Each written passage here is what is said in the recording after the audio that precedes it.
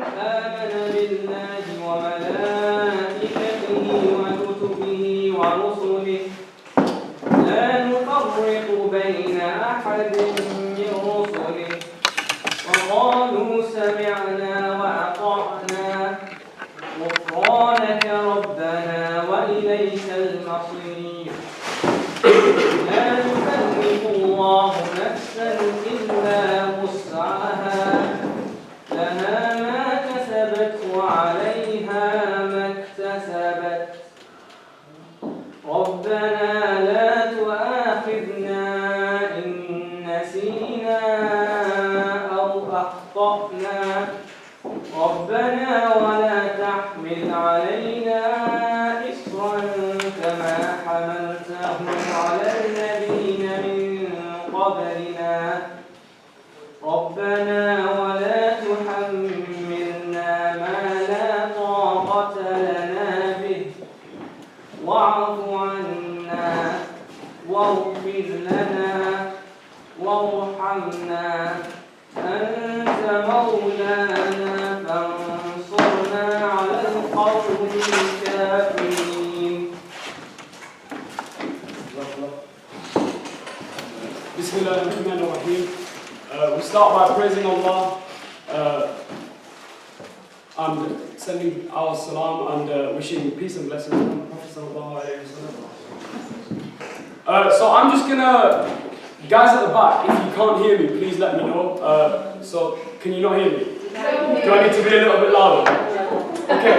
At any point, if you can't hear me, just put your hand up and then I'll try and shout a little bit more. Just as a forewarning, I will get to points in this talk where I end up like shouting a fair bit. I don't mean to like shout at anybody, okay, so forgive me if it comes across that way. Okay. So before we start, I just want to do a little activity with everybody because I know you're all tired. By the way, I'm not going to be sort of sad if any of you fall asleep, don't worry, I know how this works. Okay? So I want everybody to, try your absolute best, without falling asleep, close your eyes. Everybody just close your eyes. I'm going to go around and steal some belongings. No, I'm not. Okay, so everybody just close your eyes, and what I want you to do is just really quickly imagine a situation, any situation that is appropriate to you, where you are incredibly happy. There are absolutely no stresses in the world at all. Imagine that situation, whether it's you're doing something, whether you're with someone, whatever. Just imagine that. And while you're doing that, I'm going to set a stopwatch because I tend to talk quite a lot, so I'm going to try not to. Everybody, just take 30 seconds. Just imagine your happy place.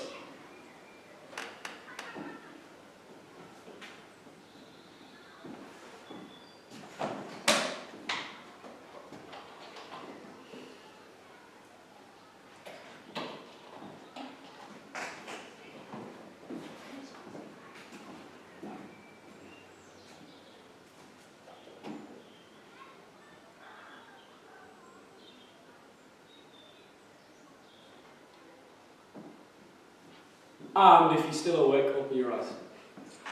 Okay, cool. Alright, good to know. We haven't lost anything? Alright. Okay. So I'm going to start, and I just want one volunteer, anybody, obviously if you want to share your happy place with us, share it. I want you guys to start. So anybody, just put your hand up. What was your happy place?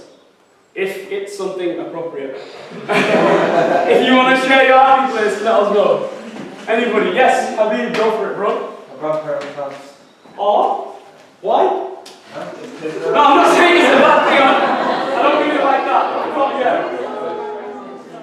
I grew up in Slough, and every time I go there, I meet my grandparents, and I always just... That's nice. Oh, go on! Yeah. Mashallah, that's a really nice happy place. My happy place was nothing like that. My happy place was actually, and if you know me, you'll know where it is, where I'm going with this. Gym. Yeah, I was in the gym lifting some weights. Getting a new PR, that's my happy place. A PR is a personal record. Because Because every time I step in the gym, I always do that. So, just that, right? No. So the point of the reason that I actually just wanted you guys to do that activity, okay, obviously first and foremost to get you guys involved, but the main reason was, and it ties into the Quran recitation that we did a little bit ago, is that I'm sure maybe some people's happy place was similar to Habib, some people's happy place was similar to mine, always. But everybody's happy place was a little bit different. The place where they have had absolutely no stresses at all is completely different. Every single one of you guys, and I'm sure you can agree with me on that. Okay? The point is everybody's different. And what I want to talk about today is simple. Own it. If you didn't understand my Bradford accent, that was own it. Okay? The point is as simple as this. Allah tests everybody.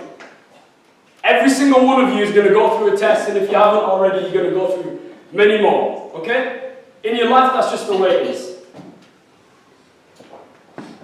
The bit that I wanted to sort of just take a hold of and maybe just talk about that for a short while, and I promise I'll try and make it quick. For a short while today is just about the second verse in the last two verses of the ayah of last two ayah of Surah Al-Baqarah.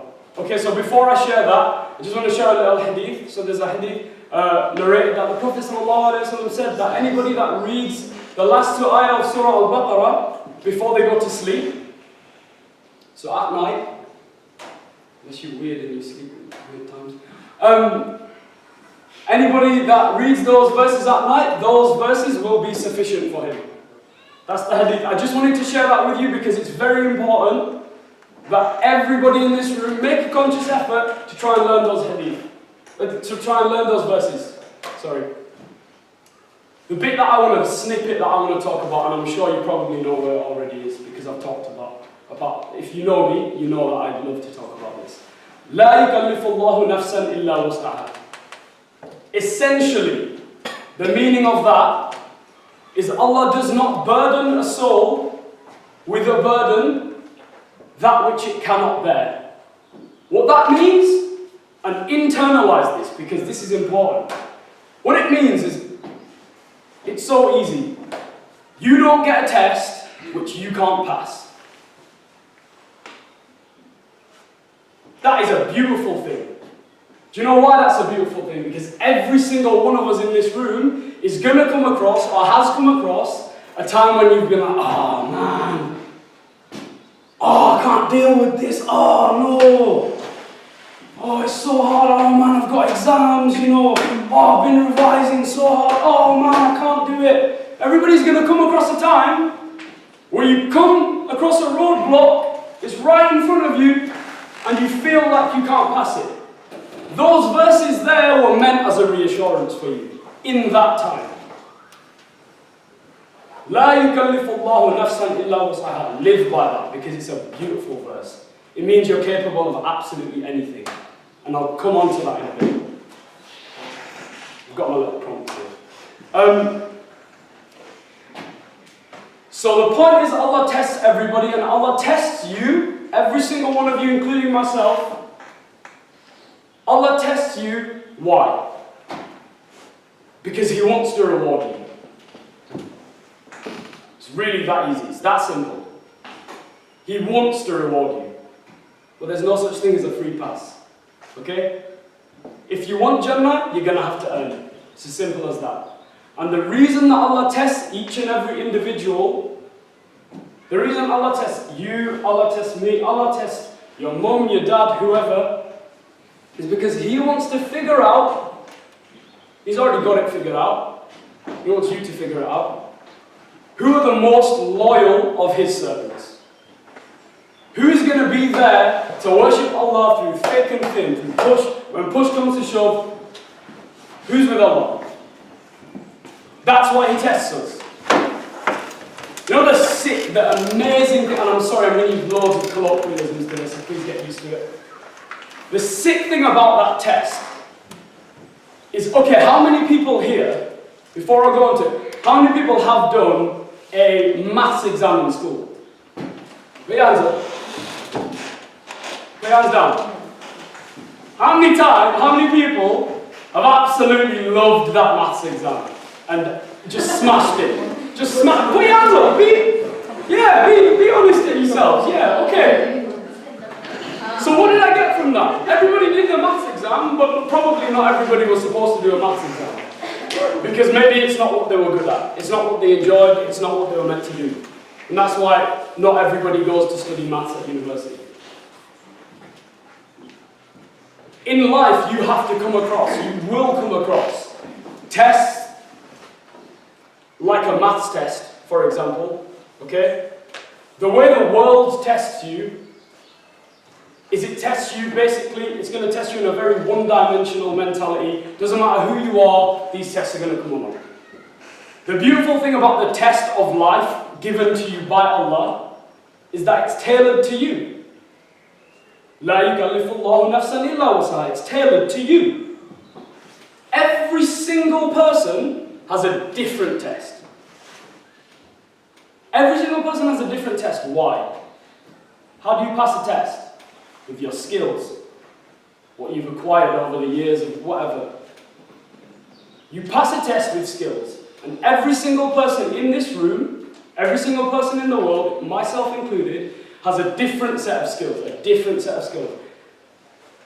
That is not necessarily meaning that I'm good at one thing. Oh, well, 1 second. Hey, man! Nobody's there. Come on in, Luke. Sorry about that. Everybody's got a different set of skills, and your different set of skills are there in order to help you pass your test that is individually tailored to you. Okay? I want to give one example of why that is such a beautiful thing and why different tests make up for such a great ummah. The reason that we're all tested in a different way. Okay, so if you imagine a painting, right? I've got a canvas, I'm an artist, I'm Picasso or whatever, right? If Picasso spent all his time drawing straight lines, everything's the same. Straight lines. I mean, nowadays I know there's a lot of hipster paintings and stuff like that, and that could probably get a lot of money now. But when Picasso was doing a portrait, he did different strokes. The program, different strokes. He did different strokes. So some of them are straight, some of them are circular, some of them are triangles, whatever. He did different strokes, and what did that make? The whole painting, the portrait, whatever he was painting. It's the same thing with us guys. We're all in this together. We all have one purpose. To make the painting. What's our painting? Our painting is Jannah. We are trying to attain that. That's it. We're trying to obtain the pleasure of Allah. It's as simple as that. If you're a Muslim, that's it. But each one of you in this room is a different stroke on that painting, on the same painting. If you go around, now you're not all artists, if you go around trying to paint all the different strokes, you're going to come, I'm sorry to say it, but you're not going to sell that painting for very much. Alright, I won't. I'm a terrible artist. Okay? Everybody in this room is a different stroke on that same painting. La yukallifullahu nafsan illa wusaha. Just remember that. So the point of today's talk is essentially being yourself, owning it, being the best version of you and taking that as far as you can go to help make this painting whole. So I just want to give a few examples of people that you can all relate to that all had the same purpose, which was to please Allah. They all have this exact same purpose. But everything that they did with regards to their personal life was based upon their skills. They owned it, they smashed it, and now they're some of the most revered people in the Muslim Ummah. Just want to talk about 3 Sahabas, okay? 3? Is it 3? Can I count? Yes, 3. Okay, so the first one is, so obviously all of you know, Abu Bakr radiallahu anhu. I'm not going to talk about the name that he was given as Siddiq, okay? That explains itself. The truthful, okay? Not everybody gets that sort of nickname. That's a pretty swag name, okay? Abu Bakr was actually known, one of his really, really well-known skills, whether you know it or not, he was a master of genealogy. So genealogy is essentially knowing the family tree of somebody, like go, and if you're a master, you know like 12, 13, all the generations back. So essentially, what Abu Bakr radiallahu anhu would do, whenever he would accompany the Prophet sallallahu alaihi wasallam on some form of da'wah, so the Prophet sallallahu alaihi wasallam was on a da'wah mission, he'd go to a certain town or certain area, he'd take Abu Bakr radiallahu anhu with him. And the reason he'd take him with him is because Abu Bakr radiallahu anhu knew the ancestors, knew that specific little small society. Because he was the master of genealogy. And the reason that helped with the da'wah is because then that would essentially help the Prophet sallallahu alaihi wasallam find, the big dog to go and talk to. Right? Because obviously you talk, when you're giving da'wah to a group of people, you talk to the most influential. It's a simple given why, right? So that was Abu Bakr radiallahu anhu, master of genealogy. How did he use that? How did he use that skill? He used it for the benefit of Islam, in order to give da'wah, by helping the Prophet ﷺ out in any way that he could. The next one that I want to talk about, and this is probably a less talked about one, example of a Sahaba, is if anybody knows Hassan ibn Thabit. He was actually a very famous poet for the Prophet ﷺ. He would always write poetry for Islam and the beauty of Islam and the beauty of the Prophet ﷺ. Really revered poet. And his actual role, so Hassan ibn Thabit was a little bit weak physically. So he couldn't actually hold up a sword, he couldn't pick up a sword to fight with. So during the Battle of Badr, actually what Hassan ibn Thabit's job was, it was to write poetry. That's it. Just write poetry. Not swing a sword, not do anything like that, write poetry. That was his role. He fulfilled that role, he wrote poetry. Poetry is sort of like, if you would see it, you'd be motivated, you'd be inspired, You'd understand that Islam is a beautiful thing through this poetry. So he gave his da'wah in a different way. He painted that painting with a different stroke, his one. The last example that I want to talk about is Bilal radiallahu anhu.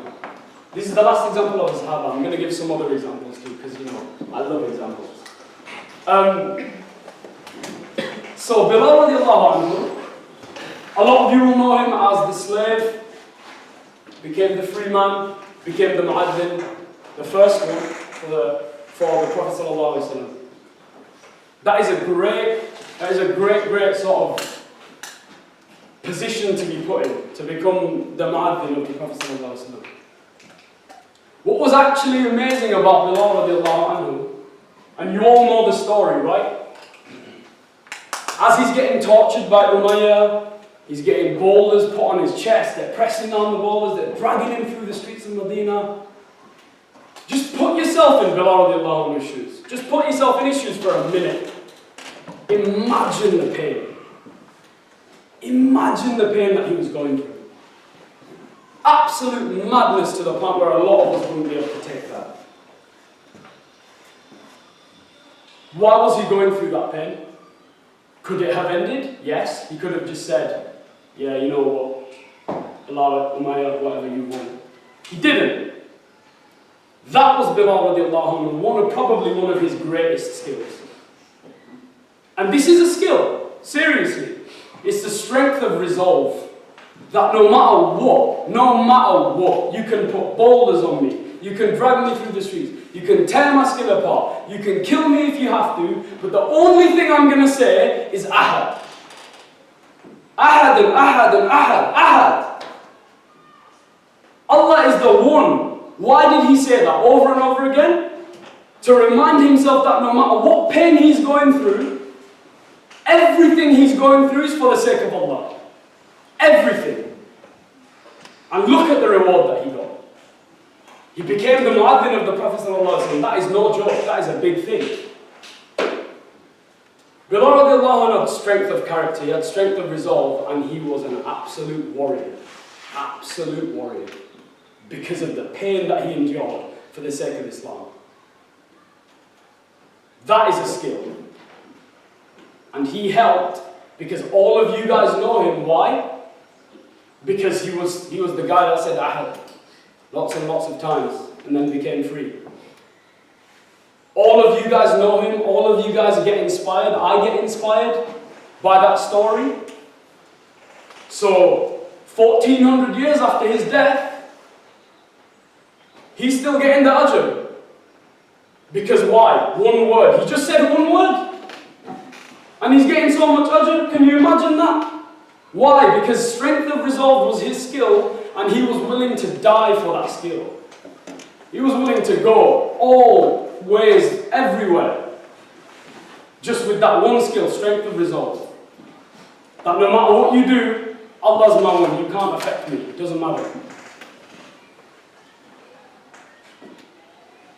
So why is it so important to essentially own our skills, right? Why is it so important that no matter what you do, and I'm going to give an example of some skills, okay? So for example, me, I'm really good at shouting.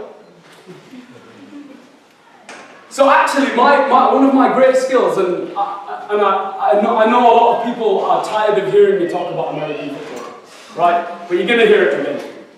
So I play American football for the University of Sheffield, right? And alhamdulillah, I've been the captain for the past 3 years now. In my first year, my skill was shouting. Every training practice. Yo guys, let's go! Come on, let's go! Let's go! Sabres on 3, 1, 2, 3, Sabres! That was me. In first year, can you imagine, right? Well, no, you probably can't imagine. Right? That was me. And then alhamdulillah, what happened because of that? And actually, and this is one of the stories that I want to share from my own experience, is I used that skill of me being the loudest guy and everything, and you know, everybody was looking at me as I was shouting and stuff like that. And then in second year, the coach came to me after one training session, and he comes to me and he says, Usama, I had to make a decision between you and Vin Berry. Vin Berry was one of the wide receivers. He's one of the positions. You know, he's a good player. Probably better than me at that time. He's never been me now. He's never been me now, I'm telling you. No, he was better than me at that time. But because of my voice, the coach was like, Osama, you be captain because of your voice. If you don't even get a snap on the field, don't worry about it. Just be loud. Be Osama. And I was literally that for the whole second year. Before every game. Guys, this is ours! Let's not let anybody take ours from us! This is ours, let's go! Let's do this thing! Let's fight! Literally, that was me. Sabres on 3, whatever. That was me. Long story short, through being captain and everything like that, a lot of people would come to me at the end of games because, like, you know, sometimes training falls during Maghrib time, Isha time. So sometimes I've got games, sometimes fall during Dhuhr time. So at half time, while the cheerleaders are doing their half-time show, I'm there in the corner of the game, and if you've ever come to one of my games, you will have seen this. It's hilarious. Cheerleaders are like off in the corner, just like doing their 2, 4, 6, 8, whatever, right? And I'm there in the corner. Allah.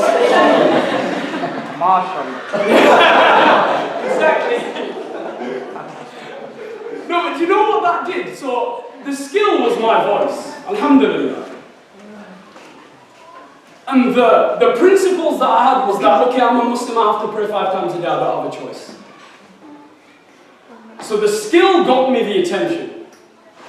And when the intention was on me, I didn't stop what I was doing as a Muslim. I didn't just, oh yeah, the intention's on me, you know, my team needs me, we're warming up, oh, we need to watch the cheerleaders do that. No! Salat time is salat time, that's it, so I'm just going to go pray. And a lot of people would come up to me at the end of the games and stuff like that and be like, bro, what are you doing over there? Why are you putting your head on the ground? Why are you kissing the ground for? Like, you know, there's actually one funny story. One guy, when I first introduced myself to him, his name's Gabriel, like big dude. And he goes, oh, yo, bro, what's your name? And I was like, yo, man, how you doing? It's Usama. And he just looked at me and said, not really though. Because he didn't believe that. And the thing is, look, he associated, he saw Usama, you know, what's the automatic assumption? Obviously, sisters, if you're wearing hijab, you know, even if you look slightly brown, right? Guys, if you've got a beard, whatever, if you're wearing the jubba, the kurta, whatever, right? As soon as people see you, they're going to see Islam. You have to be a representative for Islam in the only way that you know how you can do it, right? In whatever way you've been blessed with by Allah, that is the way you have to be a representative for Islam. Okay? So my representation of Islam was the cheerleaders doing that, Allah, whatever. Right? People would come to me at the end of the game, they'd ask me, what are you doing? Why are you kissing the ground? I'd be like, bro, I'm not kissing the ground. You know, I'm praying to God, you know, we have to pray 5 times a day. He's like, you have to pray 5 times a day? When do you pray? So one of them's actually in the morning, you know, before sunrise. Bro, I get up at like 12 o'clock every day and you're getting up at like 5. What's going on? And I'm saying, yeah, the reason you get up at 12 every day is because you don't have a reason to get up at 5. My reason is Allah, that's it. So I get up at 5. That's fine by me. And I'm going to go on to the discipline thing later on, okay? But the point of my story just then was, on a very, very small scale, I gave da'wah by just being me, just doing what I do. Just being Usama, being loud. And then when everybody's looking over at the guy who's bare loud, who's suddenly gone all quiet in front of his Lord, they're going to ask me questions, obviously. And they did. And alhamdulillah, a lot of them asked me questions. A lot of them asked me the tough questions about Islam too. Won't go into them. This is why it's so important, because whatever skill set you have, if you are somebody that is really well spoken, for example, you know what, if you are, because we'll use an example of an artist, if you're an artist, the point is, and this is what I do as captain, whatever, the point is, be the best artist you can be. Not because you want fame, you want money, you want people to notice you and you want people to know who you are. No. You're the best artist you can be because Allah's blessed you with those skills and you are literally just thanking Allah by using those skills to the best of your ability. And there's an example of somebody, again, right? So many examples. There's an example of somebody that I've wanted to share this with a lot of people for a long time. Because this does not get enough credit. Muhammad Ali, right? The famous boxer, everybody know him? Muhammad Ali, do you know why he was so famous? For 2 reasons. He had a big mouth, and he was one of the greatest boxers of all time. His big mouth got him on TV a lot. Him following through with whatever he said with his big mouth made him one of the most revered boxers of all time. Right? You may have heard this one before, but let me give you why people say this so much. Muhammad Ali probably gave more da'wah than any modern day scholar could ever give towards Islam. Why? Muhammad Ali, 2 pretty big names. When you hold a name like that, if you're not following through with everything that that name represents, you're doing those names, you're doing Allah, you're doing Islam, you're doing it a disservice. Muhammad Ali, the way he started boxing, I've got way over time. The way he started boxing was he was actually on a bike. This is back when he was Cassius Clay. He was on a bike and he was riding it, and basically some big kid came and stole his bike. So he went to the police officer and he goes, yo, you know, some big kid stole my bike. I'm angry. I want to fight him. I want to beat him up. And then the policeman that he was with said, if you want to beat him up, you've got to learn how to fight first. That was the start of his boxing career when he was, I think, in his teens or something. he had one sort of amazing quote, and I'm going to try and quote it, and I hope I do it justice, right? Because I've been practicing this all day. This is how much of a poet he was. I done murdered a rock, injured a stone, hospitalized a brick. I'm so mean I make medicine sick. That was one of his most famous lines. Honestly, every time I hear that, I'm like, yo, you are a boss, sir. He was a poet, got in his big mouth, and then he would, sort of tell you which round he'd knock his opponent out and then go and do that. Like, genuinely, there were fights where he'd hold back because he said he was going to knock you out in the 8th round, and it was only the 6th. It's like, nah, it's alright, but you're alright, leave me alone. Alright, okay, so, yeah, he's getting my 8th round, knockout. Done. Because he said he's doing it, so he's going to do it in the 8th round. That's literally who Muhammad Ali was. His skill, again, was perseverance, but his skill was a mouth and a talent. And he took those talents and became one of the greatest boxers in the world. And you know the best form of da'wah that he gave? That guy never said, in an interview, watch all of his interviews, because I'm pretty sure I have. He never said, Subhanallah, mashallah, or brother, maybe you should come to the masjid and pray 5 times salah. The guy's not even a Muslim and he's saying that. He never did that. Because that wasn't his form of da'wah, that wasn't what was coming up inside him, that wasn't what he was meant to do. What he was meant to do is, my name is Muhammad, my name is Ali, I'm going to be the greatest boxer in the world, I'm going to be a Muslim, I'm going to be a representative for Islam, I'm going to do it my way. Because that's the way Allah's given me to do. The best form of da'wah that he gave was actually when he passed away. When he passed away, I don't know if anybody saw his funeral, but the way they opened the funeral was some sheikh from, I think, Memphis, some reciter. He came and he recited a passage from Surah Fussilat. And now let me paint the sort of stage for you where this guy was reciting it. He was out in front of probably thousands and thousands of people and millions of people watching on a live stream. I was one of them. And as he's reciting, you just think to yourself, man, there's people like Will Smith, all these famous people, all these people that have an influence in the world. And then also, there's all the people that would have said, the Quran is backwards, the Quran is something that, sends a wrong message, the Quran is this, that, and the other, without actually ever having read or heard the Quran. Because of an assumption based on whatever they made, however they made the assumption.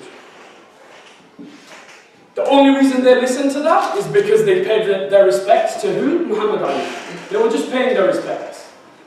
But actually that might have been the first time that they ever listened to Quran. That might have been the first time that Will Smith ever listened, I don't know if it was, listened to Quran.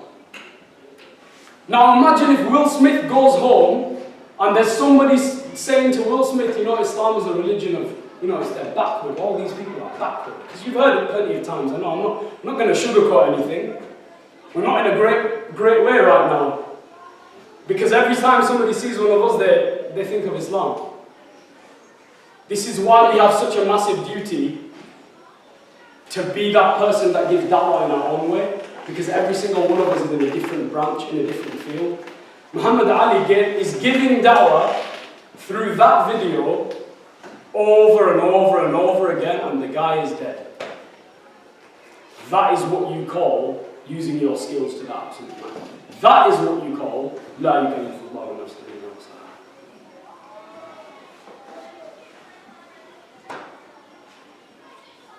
Next page. Right, is it only A5 pages? Okay. So I've talked about why it's important to use your skill set, right? Now I want to talk about, because we all live in this absolute fantasy world, we live, I'm skipping now because I've got all this motivation for life, and oh man, I'm going to go change the world. You walk out that door and you're like, yeah, let's go change the world, right? It doesn't work like that. I'm sorry, it doesn't work like that. I'm going to break it down for you really quickly. Not really quickly, though. I'm going to break it down for you. It's not that easy. Motivation and discipline are two different things. You require both in order to fulfill whatever test Allah's given you, you need both. When it becomes hard, for example, everybody, most people in here are uni students, everybody in here has done an exam in their life. How many people have come out of an exam thinking, by show of hands, be honest, I could have done better in that exam? I see lots of people like smiling, like, yeah, that's me! Oh, well, you know, it's hard. Uni's hard. Yeah, it is hard, definitely. It's very hard. لا يكلف الله نفسا إلا وسعها. It's hard, but you're doing what you're doing because Allah put you in that situation. And if Allah put you in that situation, He wanted you to pass. It gets hard when you lack one of two things: motivation, discipline. Motivation is the thing that keeps you going for like 3 days. So for example, before I go to the gym, I'll watch a Muhammad Ali video and I'll listen to that quote over and over again. The one that I absolutely butchered. I'll listen to that over and over again because just before I go to the gym, I'm like, yeah man, come on, let's go! I'm not even a boxer, but I'm really excited. That's motivation. It works for that session, whatever. Discipline is doing something once you're in the situation, one of two things, either over and over and over and over again until you get it right, or when it's hard, you don't want to do it anyway. Because that's what I was supposed to do. That's what I'm here to do. Every single person in this room is here. All of you are at uni, you know, you're fulfilling whatever your dreams, destiny, whatever it is that you're doing. It goes more than uni, obviously, family, friends, whatever. You have a role to fulfill in every single one of those scenarios. When it gets hard, it doesn't matter. Because La yukallifu Allahu nafsan illa wus'aha. Because Allah's put you in that position because He needs you, He wants you, He doesn't need anything. He wants you to pass. He wants you to not just pass, but pass with flying colours. I'm not talking about a 2-2, I'm not talking about I'm getting 49% in my first year because first year doesn't count for anything. That is not living by this. Living by this, and by the way, I'm sorry, I'm not shouting at anybody, I really apologise. Okay?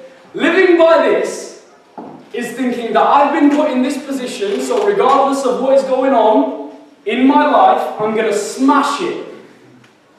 This is where the second bit of La yukallifu Allahu nafsan illa wus'aha comes from. It's not just a reassurance. It is a reassurance. When life gets tough, when you've revised for that exam over and over again, when somebody's passed away in your family, when somebody's had an operation, it's hard. Definitely is hard. Nobody's going to tell you it's easy. That's when you use La yukallifu Allahu nafsan illa wus'aha in that context. But Allah placing a burden on you that which you cannot bear is a challenge as well. It means I'm going to go find out which burdens I can bear. Because I'm going to try everything. I'm going to do the best I can. I'm going to sit down. I'm going to revise through this paper. I don't want to do this paper. I don't want to run 5 miles. I don't want to train for this half marathon. I don't want to paint this painting. I don't want to write this essay. Doesn't matter. Doesn't matter. Because you've been given an opportunity by Allah, fulfill it.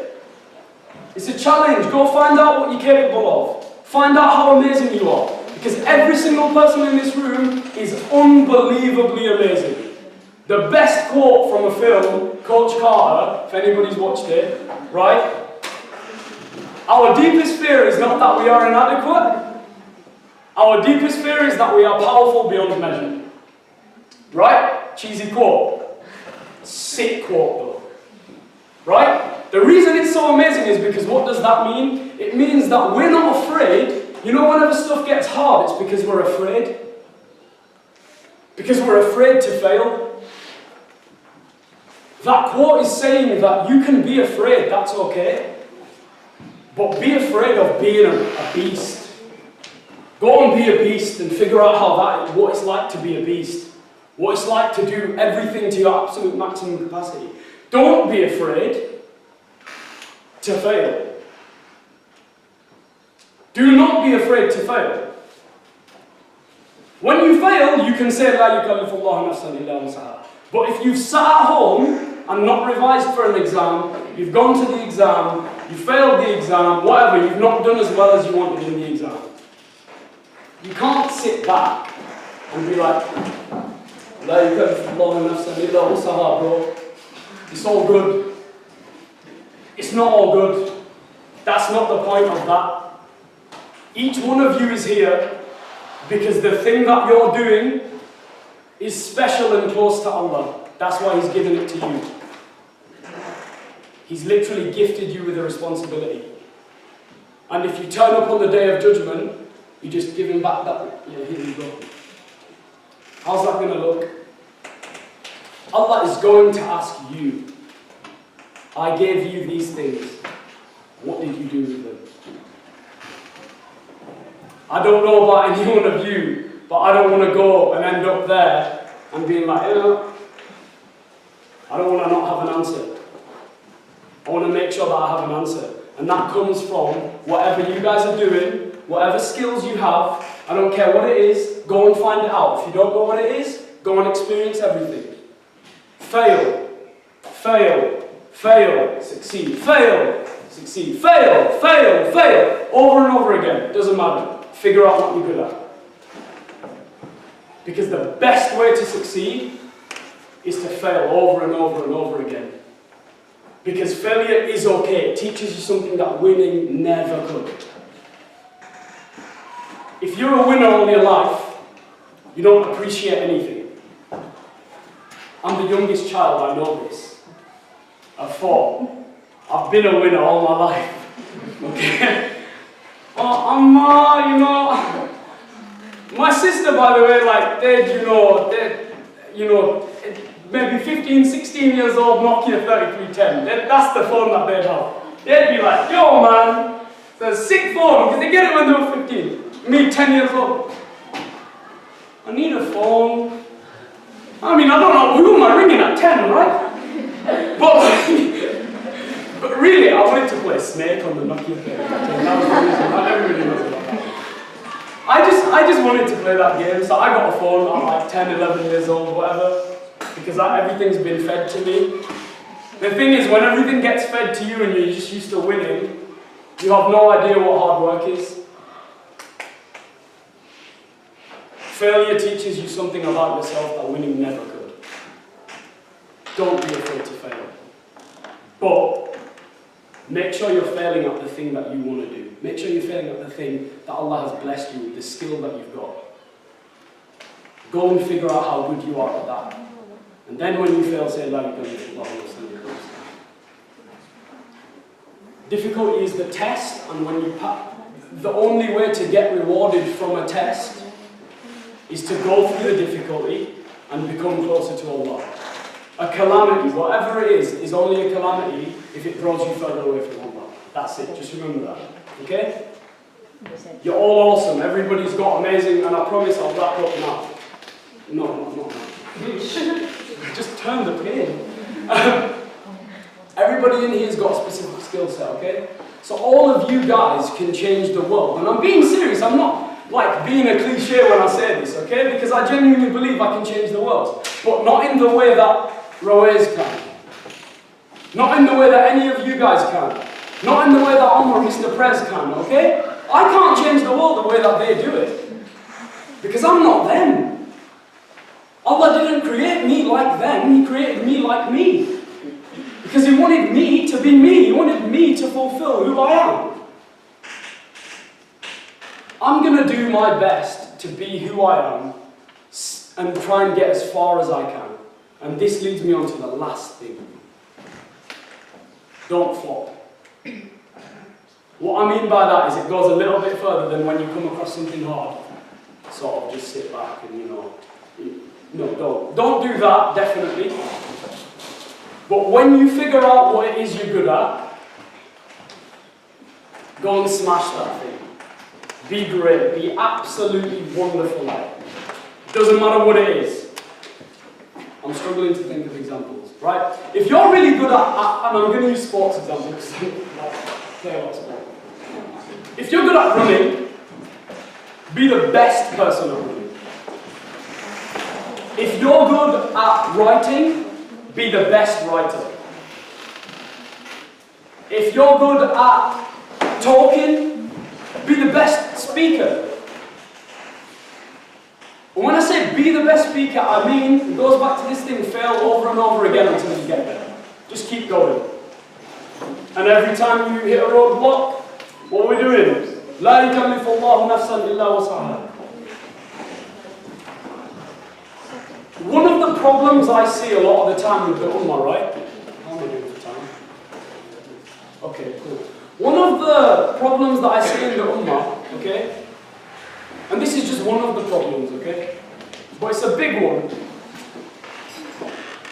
It's that Muslims, because you know the hadith, the Prophet ﷺ told us that the greatest of people is my ummah, then the people that follow them, and essentially anybody that follows the Prophet ﷺ is pretty great. That's what he was telling us, right? The thing is, great people do great things. Great people don't sit down and wait for things to happen. They go out and they find those things. And the only way to find out how you guys can be great is to what? Find out what you're good at. Do it tirelessly. Fail over and over again. Do it again. Fail a little bit more. And become an absolute boss at it. Become a boss. Literally become the best, whatever it is that you do. The Prophet ﷺ told us that this ummah, okay, this room, the whole of the Muslim ummah, is like one body. Now, medics, correct me if I'm wrong, but I'm pretty sure I'm not wrong. You can't have 1.2 billion biceps. Not going to work, is it? We need a brain, we need feet, we need toes, we need muscles, we need everything right down to the cellular level. That's what it means if you really think about it. The Muslim Ummah is like one body. Find out where you fit into that body and become the best little pancreatic, whatever you can be. Okay? Be the best liver you can be. Be the best liver cell. Whatever. Find your slot and smash it. And inshallah, together, and I'm being every single person in this room, every single person here, whoever you meet, together, if we do that, we find our place in this body, we can absolutely smash it. We can do it together. But it's a conscious effort. Find out what you're good at. And help us. Help everyone. People see you, people see a Muslim. So people see a great you, people see a great Islam. Nothing more to it. Be you, for the sake of Allah. Make sure you treat everybody with respect. Make sure you understand that everybody fulfills their own role. Make sure that you pay your respects to absolutely everybody that is deserving, which is everybody. Never tread on any toes, and be the best you that you can possibly be.